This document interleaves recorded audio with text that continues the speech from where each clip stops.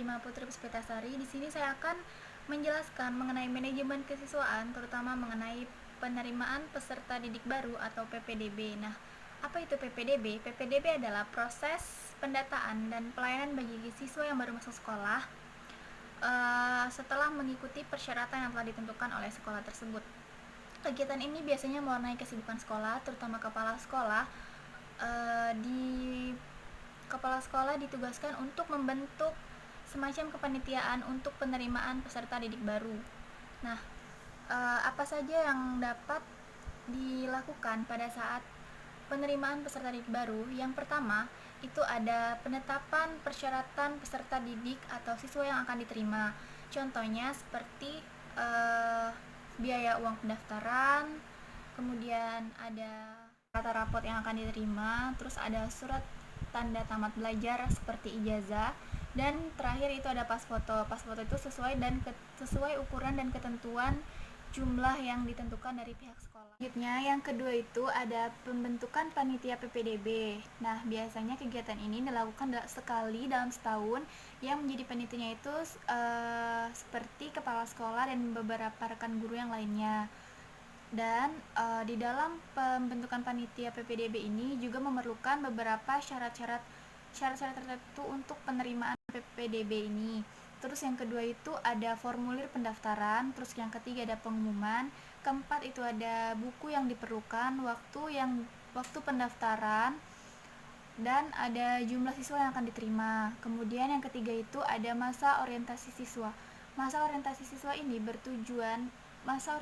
ini dibentuk bertujuan agar siswa dapat mentaati dan mematuhi perintah dan aturan yang ada di sekolah, serta dapat mengenalkan situasi dan kondisi sekolah kepada siswa.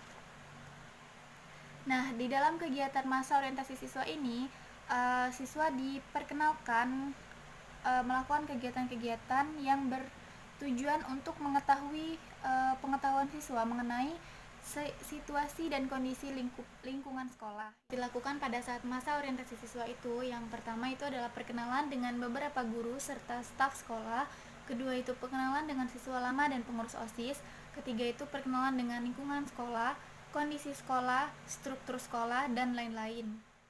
Nah, apakah bisa PPDB ini dilakukan secara online? Bisa, karena melihat situasi dan kondisi sekarang yang sedang maraknya pandemi COVID-19, kita dapat melakukan semua kegiatan berbasis daring atau online. Seperti penerimaan peserta didik baru ini juga bisa dilakukan melalui pembelajaran online atau daring. Kita bisa melakukan kita bisa mengunjungi situs atau web yang telah ditentukan oleh pihak sekolah. Apabila kita ingin mendaftar SMP, kita dapat membuka link atau web yang diberikan oleh pihak sekolah sesuai dengan SMP yang akan kita minati. Nah, apa sih dampak positif dan negatif pada saat pembelajaran daring seperti sekarang ini? Menurut saya, apa sih dampak positif dan negatif dari pembelajaran daring ini? Menurut saya, sistem pembelajaran daring ini memang kurang efektif. Terutama banyak sekali dampak negatif yang diberikan pada saat pembelajaran daring, seperti terkendalanya sinyal. Apabila kita belum lagi kita tinggal di kampung misalnya, sinyal di kampung itu biasanya tidak terkendali atau lelet. Terus yang kedua, terlalu memakan kuota terlalu banyak. Terus ketiga, materi yang kita dapat belum tentu kita terima dengan mudah dan mengerti. Dan dampak positif dari pembelajaran daring ini yaitu pertama, dia lebih efisiensi waktu, mudah diakses, dan data yang kita terima itu valid. Selanjutnya, saya Rizky Nursapitri akan melanjutkan materi tentang ketataan usaha siswa. Kita ketahui dulu pengertian ketataan usahaan siswa. Ketataan usahaan siswa adalah pencatatan dan pelaporan peserta didik sejak mulai diterimanya peserta didik hingga tamat atau meninggalkan sekolah tersebut. Adapun pencatatan yang diperlukan untuk mendukung data mengenai siswa sebagai berikut. Yang pertama yaitu ada buku induk siswa berisi catatan tentang peserta didik ketika masuk di sekolah tersebut. Pencatatan dilakukan dengan nomor induk siswa. Yang kedua yaitu ada buku kleper. Pencatatan diambil dari buku induk siswa dan penulisan berdasarkan abjad. Nah, ini pencatatannya itu diambil dari buku induk siswa tadi, dan pencatatan nama-nama siswa itu diurutkan berdasarkan abjadnya, misal A sampai Z. Terus yang ketiga yaitu daftar presensi, digunakan untuk memeriksa kehadiran peserta didik pada kegiatan sekolah. Nah, dikaitkan dengan pembelajaran sekarang ini, yaitu tetap kehadiran siswa itu dihadirkan semuanya. Karena apa? Pembelajaran kalau di daerah saya itu tidak dilakukan secara daring. Pembelajaran di sini itu tidak menggunakan teknologi, tidak menggunakan gawai. Para orang tua dan guru pembelajarannya tidak menggunakan gawai. Itu karena keterbatasan penggunaan handphone. Karena kebanyakan dari orang tua di tempat saya itu orang tuanya tidak menggunakan Android.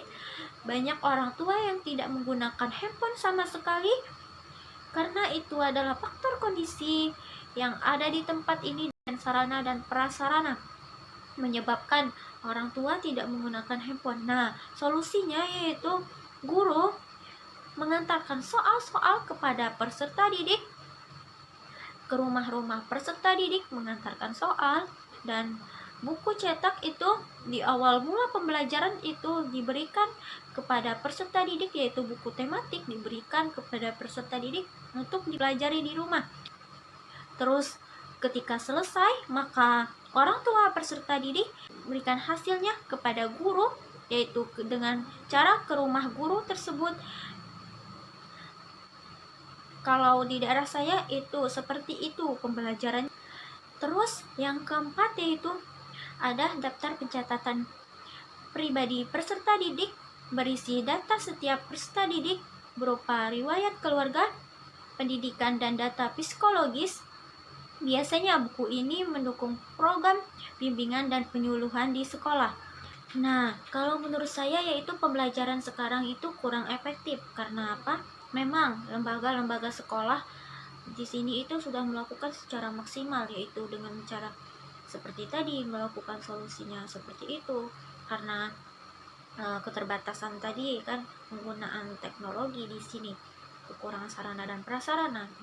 Dampak positif dari pembelajaran sekarang itu yaitu dapat menghindari dari COVID-19, sedangkan dampak negatifnya yaitu siswa menjadi kurang ilmu pengetahuan dari guru karena itu tadi keterbatasan sarana dan prasarana menyebabkan siswa.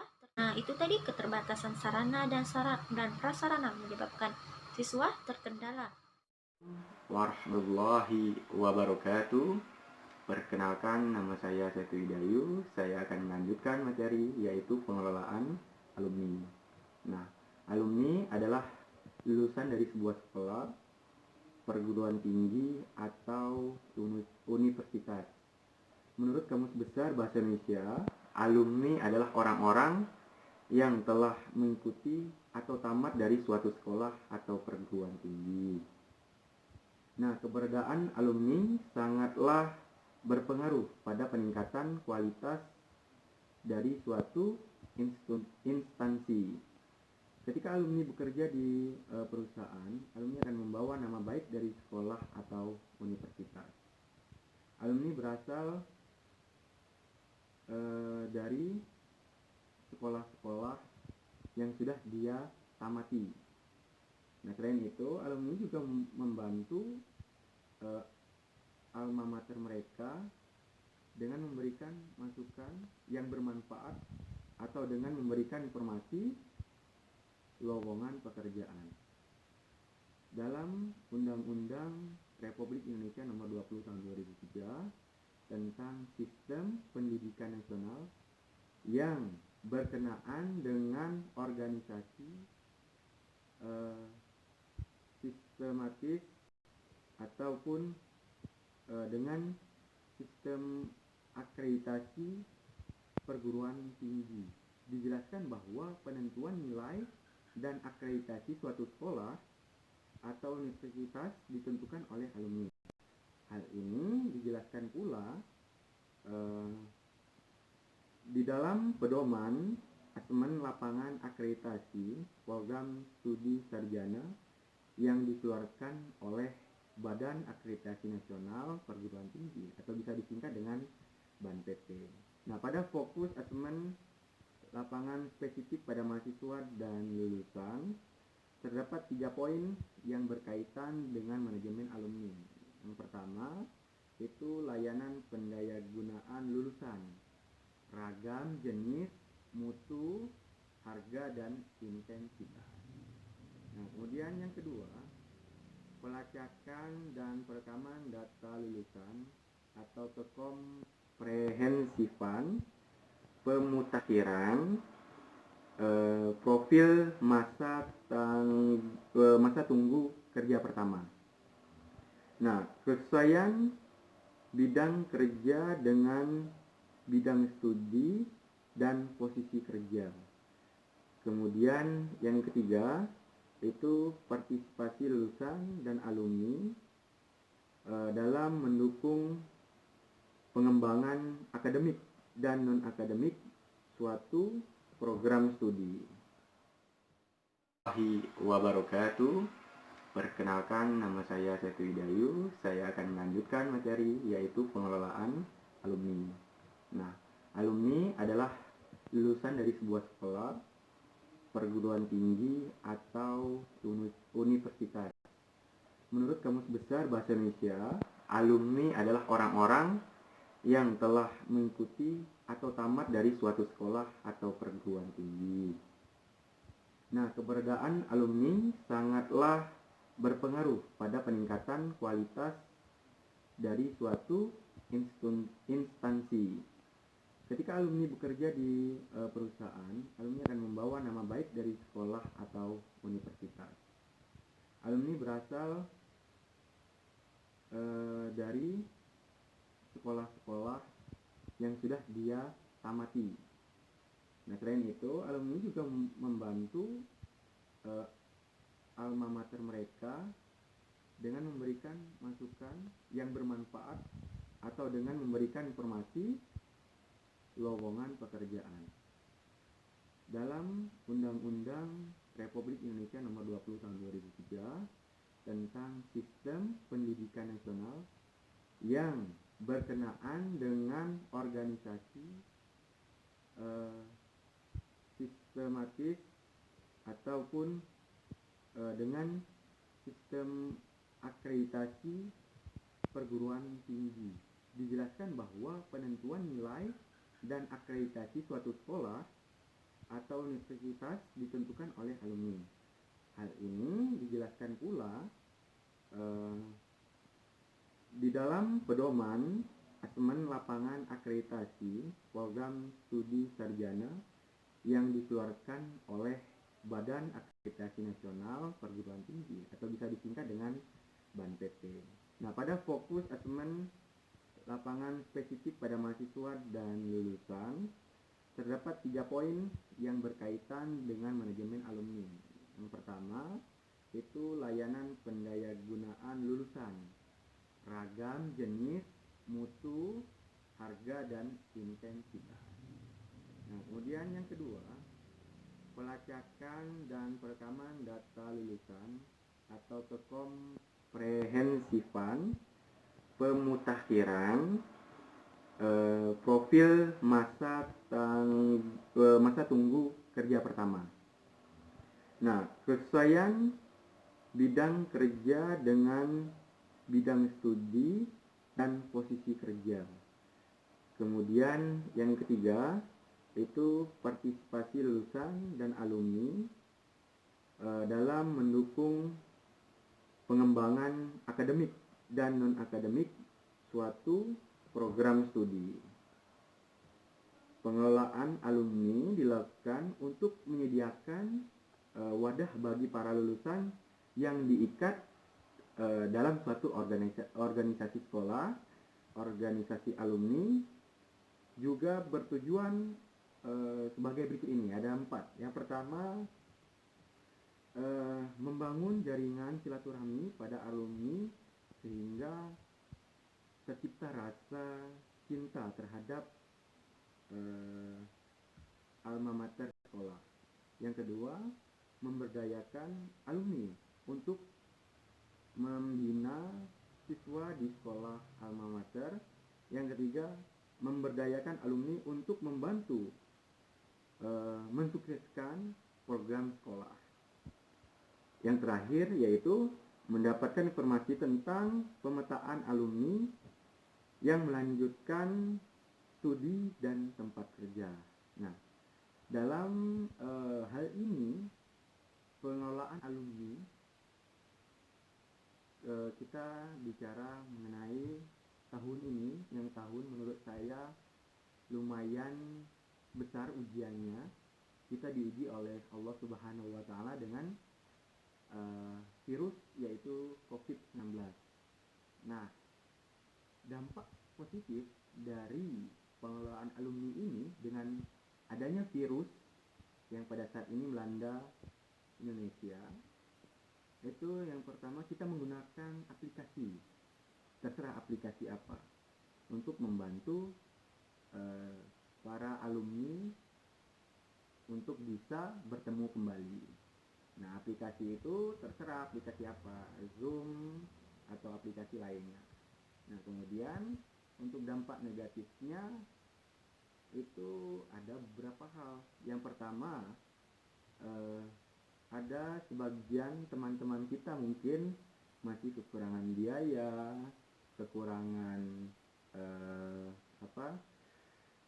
atau belum bisa membelikan handphonenya misalnya, ya.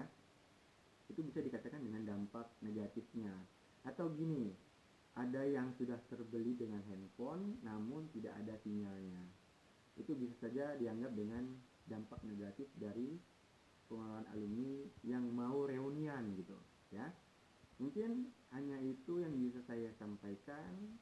Selebihnya saya mohon maaf. Assalamualaikum warahmatullahi wabarakatuh.